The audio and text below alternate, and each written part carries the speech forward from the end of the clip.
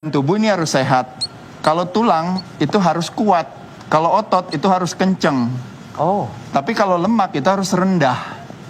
Nah sekarang yang terjadi apa? Yang terjadi nih sekarang teman-teman sekalian. Ini lihat. Lemaknya tinggi. Ini ada namanya otot, ini ada namanya tulang, ini adanya lemak.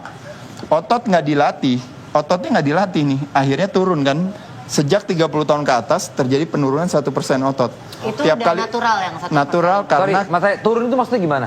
jadi masa ototnya berkurang. Londoy, jadi kayak Kayak mengecil aja, Oke. karena kita makin tua ototnya kan mengecil. Iya. Karena nggak pernah dilatih. Kalau saya tanya misalnya sama Desta olahraganya apa? Pasti either lari, berenang, naik sepeda, sepak bola, Tenis.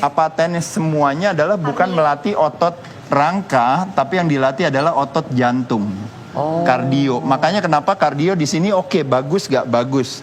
Tapi bro, ini otot rangka kok nggak pernah dilatih. Otot rangka nggak dilatih, maka yang terjadi pelemahan tulang.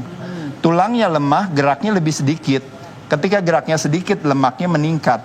Ketika lemaknya naik, lemak itu bukan akibat, lemak itu cost. Jadi kalau kita lihat apa yang terjadi dengan kalau orang kadar lemaknya tinggi, tekanan darahnya naik gak? Naik. Gula darahnya naik gak? Ya. Naik. Trigliseridanya naik gak? Kolesterolnya naik gak? Biasanya terjadi pengentalan darah.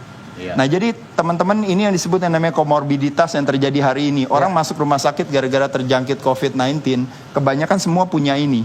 Tapi kalau pas kita cek kenapa ternyata kadar lemaknya tinggi. Kenapa kadar lemaknya tinggi? Karena tulangnya lemah. Kenapa tulangnya lemah? Karena nggak pernah latihan otot. Nah jadi poinnya bicara otot kita rangka, orang mikir ibaratnya enggak gue nggak mau berotot. Poinnya bukan masalah perlu berotot atau tidak. Otot nggak dilatih, tulangnya lemah, maka lemaknya tinggi. Saya sejak umur 14 tahun, dari tahun 1983-an, 84, sekarang saya udah 52. Dari dulu sampai sekarang, saya otot tiap hari saya latih. Tiap hari? Tiap hari saya latih, santai aja latihannya. Mau 5 menit, mau 10 menit, mau cuma pusap-pusap aja di wastafel, nggak ada masalah. Otot dikencangkan, tulangnya kuat. Tulangnya kuat, gerak saya normal, metabolisme saya normal, akhirnya lemak saya rendah. Lemak saya di kisaran kurang lebih 10%-an. Sekarang nih? Ya, sekarang 10%. Kalau pas lagi persiapan tanding kan 5%. Tadi baru Nah, ngecek soalnya poin saya, pertanyaannya adalah, apakah saya punya masalah dengan tekanan darah? Ya, jadi nggak ada. Punya masalah dengan gula darah? Jadi nggak ada. Punya masalah dengan berbagai hal, yang ini akhirnya harus ketergantungan sama obat. Ada masalah gak saya? Saya nggak ada. Nah jadi poin saya adalah kenapa saya bisa terjadi penghambatan penuaan sehingga jadi bentuknya berbeda dengan orang 52 tahun yang lain.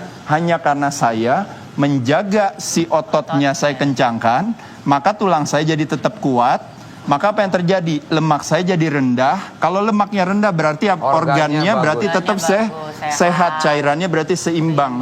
Makanya kenapa bentuknya saya dalam 20 tahun terakhir bentuknya sama, hanya gara-gara saya menjaga keseimbangan ini. Sedangkan orang lain tidak melakukan. Pak Guru. Pak Guru. Gak usah berlebihan, orang